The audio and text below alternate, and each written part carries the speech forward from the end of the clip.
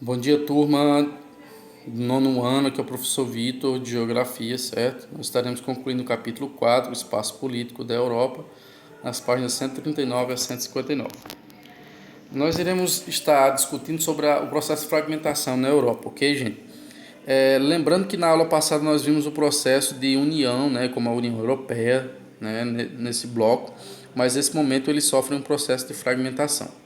Inicia-se com a invasão alemã à Rússia, a derrota alemã, né, na Batalha de Stalingrado. A Rússia então ela sai conquistando todos os territórios que a Alemanha tinha conquistado no leste europeu. Então ela cresce uma zona de influência ali da Rússia sobre países como a Bulgária, a Tchecoslováquia, a Hungria, a Polônia, a Romênia. Elas passam a fazer parte do bloco soviético que será montado, certo? A partir do fim da Primeira Guerra Mundial. Então, esse bloco soviético ele perdura até o início da década de 1990, certo, gente? Então, o início da fragmentação. Esses países do leste europeu, então, eles se ligam à Rússia, que depois passa pelo processo da Revolução Russa de 1917 e passa a ser socialista, e a Europa passa a estar dividida entre leste, né, socialista, e oeste, capitalista. Um sobre a zona da influência da União Soviética e o outro sobre a zona da influência dos Estados Unidos e dos países capitalistas, ok? Vale ressaltar que a Iugoslávia e a Albânia, elas não se ligaram, elas estão no leste europeu, mas elas não se ligaram à União Soviética. A Iugoslávia, porque apesar de ter adotado o comunismo, ela teve um governo centralizado que recusou estar ligado à União Soviética. E a Albânia ela estabeleceu uma ditadura centralizada que também recusou o governo de Lenin, certo?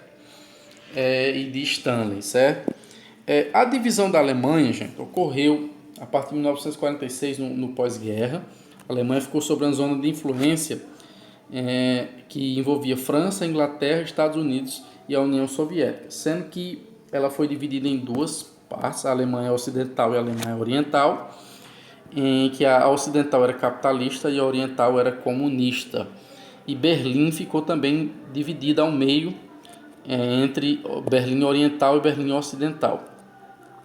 Com o passar dos dias, né, sobre a zona de influência capitalista e comunista, os habitantes ali da Alemanha Oriental passaram a migrar para a Alemanha Ocidental, basicamente por questões econômicas, de alimentação, de oportunidades. O governo soviético não conseguia dar conta da Alemanha Oriental e os alemães da Alemanha Oriental acabavam migrando. Foi aí que ele constrói o muro de Berlim, para impedir essas migrações para a parte capitalista, ok? Então, a partir desse momento, a Europa ela está dividida e essa divisão ela perdura por quase 40 anos entre a Europa oriental, que é comunista, e a Europa ocidental, capitalista, ok, gente? Só que começa a cair essa divisão nesses dois blocos em 1989 com a queda do Muro de Berlim. Caiu o Muro de Berlim e caiu também algumas zonas de influência socialista, certo? Então, alguns países eles acabaram se vendo livres, se vendo libertos da influência soviética sobre a sua política, ok? Eles acabaram então se libertando do governo soviético e proclamando ali a liberdade, a independência desses países do governo socialista. A queda do Muro de Berlim gerou então a multiplicação do processo de fragmentação, ok? Gente, para nós entendermos a União Soviética, nós precisamos entender primeiro a formação do Império Russo, até a SEI, que a gente vai discutir sobre o que significa essa sigla, ok? O Império Russo ele é iniciado com a unificação de diversos reinos a partir do século IX. Eles começam a se unir e o Principado de Moscou acaba impondo por sua força política e militar mesmo o controle sobre toda a Rússia. Até o século XIX a Rússia ela continuou se expandindo, ela teve zonas de influência sobre a Finlândia, a Polônia, áreas que depois ela perdeu em 1917. Ela perde a Finlândia na Revolução Russa e em 1918 ela perde a Polônia para a Alemanha em um tratado, certo? Estados também como a Letônia e Ucrânia também pertenceram ao Império Russo, mas também foram perdidos nesse período, ok? Apesar do seu tamanho e sua dimensão, o Estado era uma economia bastante atrasada, predominantemente agrícola, e até 1861 era a servidão a força de trabalho maior ali. Apesar do seu expansionismo, a Revolução Industrial ocorreu nesse país de forma tardia, certo? Muito tarde mesmo, de fato. E com uma certa vagarosidade, certo? Muito devagar, muito lento o processo de industrialização. No entanto, isso fez crescer, certo? Uma gama de trabalhadores que eles começaram a se organizar a partir do início do século XX. A industrialização começou a se fortalecer e o imperialismo russo começou a crescer de fato, e os trabalhadores eles começaram a se organizar e começou a nascer um grupo proletariado de fato, de força, bem politizado ali nas fábricas, crescendo através de sindicatos que comandavam de fato as massas. A partir de 1905, ocorre uma onda de greves em várias fábricas, né, provocadas por demissões que foram geradas, certo, pelo governo da Rússia, certo? E o líder russo ele era chamado de czar. O czar era o monarca russo, certo? O rei russo. Ele recebe um pedido, certo, assinado por 135 mil pessoas que reivindicam reformas econômicas e políticas. Na realidade, ele recebe o comunicado desse pedido. Então, o pedido seria entregue no dia 9 de janeiro daquele ano, certo? De 1905. Então, tem uma marcha na cidade de São Petersburgo convocada, certo? Para ir até o Palácio de Inverno, onde o czar ficava, onde a petição seria entregue a ele. Cerca de 140 mil pessoas estavam nessa marcha. De repente, eles foram surpreendidos pelas tropas do czar, que abriram fogo e aproximadamente 2.000 pessoas ficaram feridas. Certo? Esse episódio aí ficou conhecido como Domingo Sangrento e marcou o fim da confiança do povo, né, no monarca russo, ali no czar. Assim, a gente pode dizer que a Revolução Russa ela tem início em 1905, porque com esses conflitos entre o Estado e o povo, começa de fato diversas greves de operários, de trabalhadores, de camponeses, que se solidarizam pelos mortos e se espalha por todos os centros industriais do país e acaba realmente gerando um clima de muita tensão. De fato, o que pode ter culminado ali para a Revolução Russa foi a drástica participação da Rússia na Primeira Guerra Mundial, no qual tiveram diversas baixas, muitos soldados mortos, certo? Muitos soldados mortos mesmo. Então, gente, isso gerou uma insatisfação muito grande na população. Recursos russos sendo enviados para essa guerra, enquanto os trabalhadores estavam precisando de direitos básicos. Então, a população não queria a participação da Rússia nessa guerra, queria que a Rússia se retirasse dessa guerra, mas o governo russo se recusava a isso. Então surge aí a figura de dois partidos, o Partido Socialista Revolucionário, certo? E o Partido Social Democrata. O Partido Socialista Revolucionário ele nasce em 1901 e ele se aproveita desse momento aí, né, de agitação dos camponeses para poder ganhar corpo, ganhar força ali na Rússia, certo? E o Partido Social Democrata ele se divide em dois, entre os bolcheviques e os mencheviques.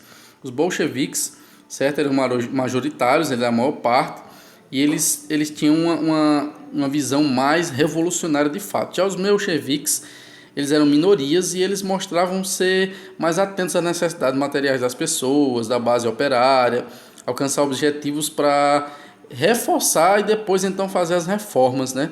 Para reformas na economia, na política, para melhorar então o sistema vigente ali. No entanto, certo? Com a recusa do czar de sair do poder, Lenin, Trotsky, Stalin e os bolcheviques eles tomam o poder em março de 1917 e eles depõem o czar Nicolau II, certo? E iniciam o processo ali de tomada do poder e de controle da Rússia. Entretanto, quem assume de fato o poder são os mencheviques. Eles implantam uma república parlamentarista, mas se recusam a se retirar da guerra, o que causa uma insatisfação popular. Então, os bolcheviques de fato assumem o poder lá na Rússia e então criam a União das Repúblicas Socialistas Soviéticas, certo? A princípio, né, na liderança de Lenin, ela começa a se fortalecer, começa a sua economia ser fortalecida e tudo, mas Stalin ele dá um golpe, porque quem deveria suceder Lenin após sua morte era Trotsky, mas Stalin dá um golpe, ameaça matar Trotsky, que foge para o México, e Lenin assume, e Stalin assume o poder no lugar de Lenin, e inicia-se uma fase mais pesada de fato da história da União das Repúblicas Socialistas Soviéticas, da União Soviética, que é Stalin no poder. Ele mata diversas pessoas, persegue pessoas, mantém campos de trabalho forçado, persegue religiosos, persegue opositores, não permite críticas ao governo, não permite manifestações.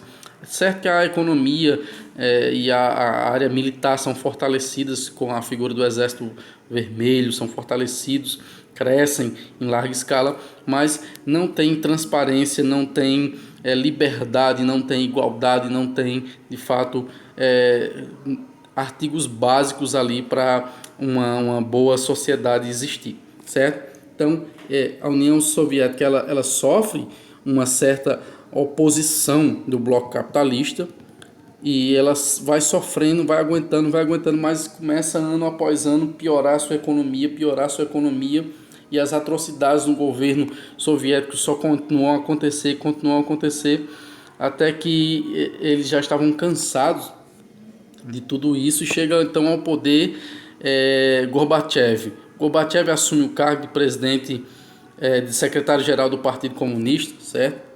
Em 1985, e ele propõe fazer uma reforma que traria o fim da União da República Socialista Soviética, traria o fim da União Soviética. As reformas de Gorbachev eram em duas frentes, era o glasnost, ou seja, transparência, e na área econômica, o perestroika, que era a reconstrução econômica, certo? Então ele queria abrir o mercado russo para o investimento estrangeiro, para o investimento para o capital internacional, o capital estrangeiro. E era a redução realmente do Estado, passando muitas atividades para a iniciativa privada, e essas medidas, apesar de trazerem muitos problemas, elas agradaram algumas porções da sociedade. Então, acabou que gerou o fim da União Soviética com essas políticas de Gorbachev, certo, gente? Que oficialmente só foi declarado em 1991, né? Com as repúblicas bálticas, Lituânia, Letônia e Estônia declarando suas independências. Gorbachev renuncia. Em dezembro daquele ano, então, declarado de fato o fim da União Soviética. Então, os diversos estados que eram ligados àquele país acabam criando a Comunidade dos Estados Independentes em 21 de dezembro daquele ano, certo? Então, foi realizado um acordo e foi definido a extensão para a República das Seis, certo? Em 11 das 15 repúblicas que formavam a União Soviética. E, inclusive, por exemplo, a Geórgia aderiu à comunidade apenas em 1993, então inicialmente não aderiu. E as repúblicas bálticas, Lituânia, Letônia e Estônia, não aderiram ao bloco de fato, ok, gente? Então os demais estados, eram 11 das 15 repúblicas, aderiram ao bloco, e as demais não aderiram ao bloco do SEI. Os aspectos naturais da Comunidade dos Estados Independentes é o seguinte: eles reúnem diversos recursos minerais e energéticos. Seu território é muito vasto, certo? É constituído por planícies centrais, clima temperado, um clima temperado continental, tem invernos rigorosos e prolongados, e verões são úmidos e quentes, certo? É uma região coberta de taigas, florestas coníferas, certo? Então, essa é a questão dos aspectos naturais e a agropecuária daquela região, ok, gente? Então, essa zona de influência deles ali, a geopolítica desses recursos ali, acaba despertando o interesse de diversas nações, né, para explorar esses recursos. Ali você vai encontrar o carvão, carvão mineral, petróleo, gás natural, tem ferro, manganês, tem urânio, tem cobre, estânio, diamante, níquel, zinco, tem ouro, alumínio, chumbo, entre outros metais nessa região. Realmente é uma região muito rica. Ela possui 58% das jazidas mundiais de carvão, para vocês terem uma ideia. Para vocês terem uma noção de como essa área ela é rica nesses recursos naturais de fato. Ela tem uma herança industrial soviética, certo? Ela vai sendo construído a partir do sistema socialista, certo? E vai evoluindo após a queda da União Soviética para um sistema mais aberto ao capital estrangeiro, ok, gente? Lembrando que a União Soviética tinha uma produção industrial mais voltada para a questão militar e, por exemplo, a Bielorrússia, eles se destacam grande na produção nuclear, na produção do carvão. Cazaquistão e Ucrânia são os principais polos industriais do petróleo, da mecânica, da siderurgia daquela região ali. Eles são herdeiros de fato dessa política industrial armamentista da União Soviética. A hidrografia da área ela é bem estratégica, ela oferece facilidade de navegação, tem planícies suaves, com grande parte, né, longas, com rios longos, certo? Então, o rio Volga nós podemos citar, o Ural nós podemos citar, é uma área realmente vasta de uma rede hidrográfica, isso facilita de fato o transporte de mercadorias agrícolas, de minérios, de produtos industriais, entre outras coisas, pela essa hidrografia dessa região, certo? A hidrografia também ela apresenta muitos lagos, certo? Como o Cáspio e o Aral, entre outros lagos ali dessa região, ok? A diversidade étnica dessa população ela é muito perceptível, ok, gente? Ela apresenta uma diversidade tão grande que a população é aproximadamente 280 milhões de habitantes, ok? Em virtude dessa diversidade, você pode observar, certo, que há uma distribuição de forma desigual do território. 75% está concentrado na porção europeia. E, para você ter uma ideia, são faladas 122 línguas, além de diversos dialetos locais. Por exemplo, o grupo eslavo ele constitui 75% da população da comunidade dos estados independentes. Os russos eles são predominantes. Depois vem os ucranianos, os belorussos e os que professam o cristianismo ortodoxo. Essas são as divisões étnicas ali, né, nessa região, que é muito diversificada, certo, gente? O SEI, atualmente, ela tem indicadores sociais muito baixos, certo? Seus membros, com exceção da Rússia, apresentam níveis muito baixos de IDH, que é o Índice de Desenvolvimento Humano. Quando era socialista, a União Soviética investiu grandes volumes nessas áreas, nas questões sociais, na questão da saúde, educação. Porém, quando acabou a União Soviética, né, os países membros, né, que formaram a Comunidade dos Estados Independentes, adotaram o modelo capitalista e passaram a sofrer com desigualdades sociais, certo? Com um processo de mecanização ali da industrialização que gerou desemprego, que gerou diversos fatores que prejudicaram ali a qualidade de vida dessa população, certo, gente?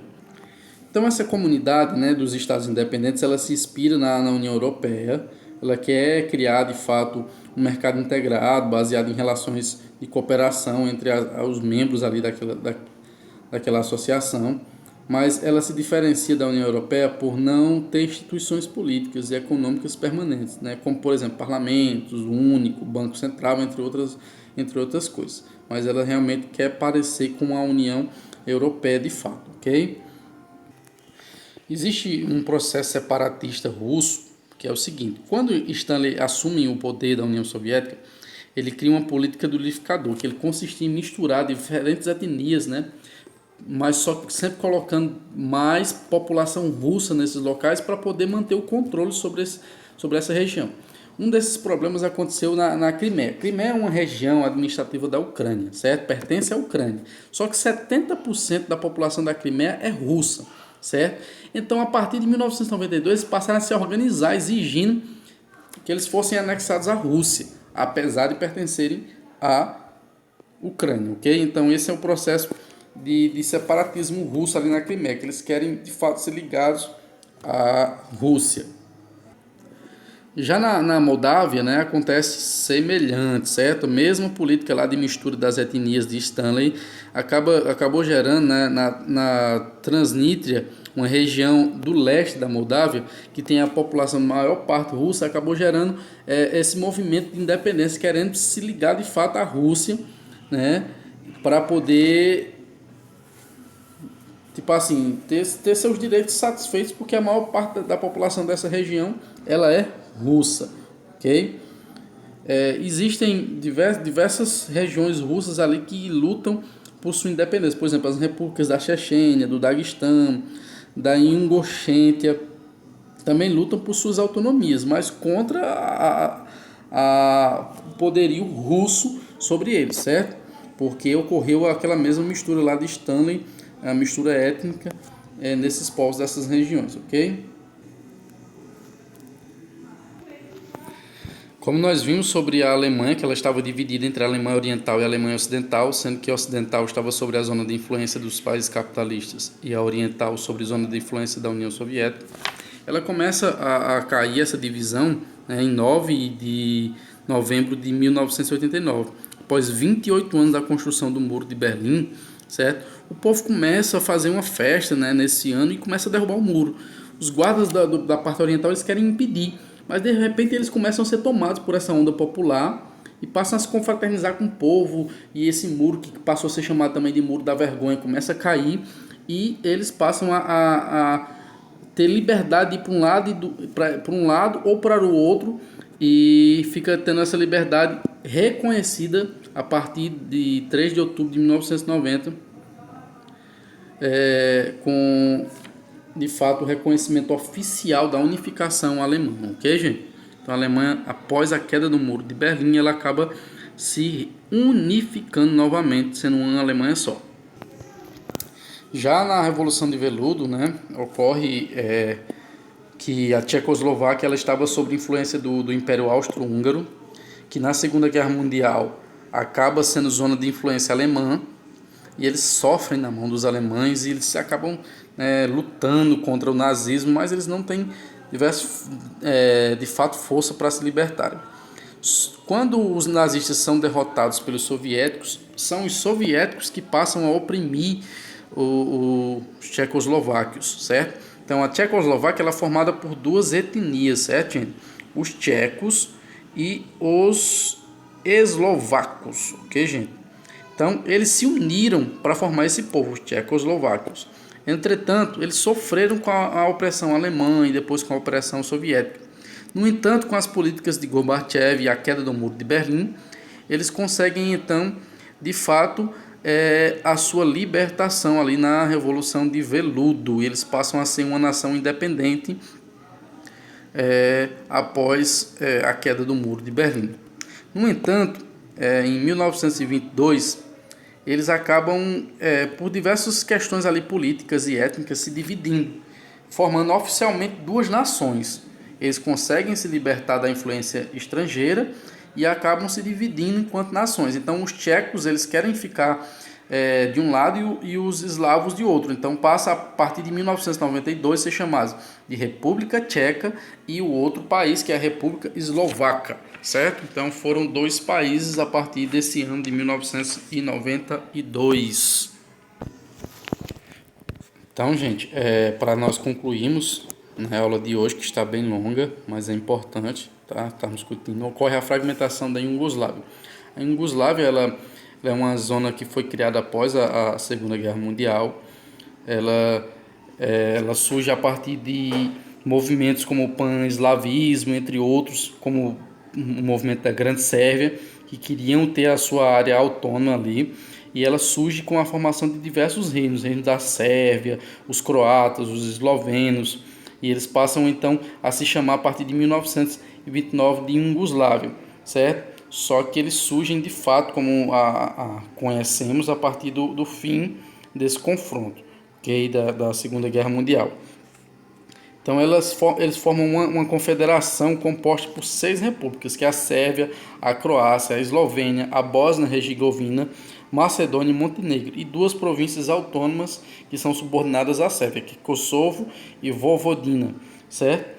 Então, apesar da ideia central da unificação desses povos, há uma mistura explosiva de povos, há diversas etnias, há diversos povos, há cristãos, ortodoxos, há católicos, há muçulmanos, há costumes diferentes, há povos diferentes misturados na Iugoslávia, e ela acaba não resistindo, certo? Em fevereiro de 2003, então, o parlamento iugoslavo ele vota o fim da Iugoslávia, que passa a se chamar, né, União Estatal de Sérvia e Montenegro. Foram as únicas repúblicas que restaram na federação, além de perder as outras 4 repúblicas que faziam parte, que era a Macedônia, a Croácia, a Bósnia, a Eslovênia, certo? E por diversos conflitos que estavam ali. De fato, esses países hoje eles acabam formando diversos reinos. Hoje existe a Sérvia, existe a Croácia, a Eslovênia, a Bósnia, a Macedônia, Montenegro, certo? Todos esses países que eles faziam parte da Iugoslávia, e a partir então desses processos de luta, dessas etnias, dessas misturas de povos que acabaram gerando diversos conflitos, esses povos eles foram sendo independentes uns dos outros. Por exemplo, se nós pegarmos, os eslovenos e croatas eles eram católicos, os sérvios, macedônios e montenegrinos eles eram ortodoxos. Os bósnios e os albaneses eles eram muçulmanos. Para você ter uma ideia, os albaneses eles eram muçulmanos juntamente com os bósnios. Então era impossível de se manter uma nação, né, com essa mistura tão explosiva de povos. E ela tem fim, né, a partir de 2003, certo, gente? Acaba se fragmentando de vez e formando diversas nações. Gente, essa aula foi longa, mas espero que vocês assistam até o final. Vou estar mandando a atividade por áudio. Qualquer dúvida, me perguntem, leiam o capítulo, tirem as dúvidas e resolvam o exercício. Até mais, gente. Tudo de bom. Tchau.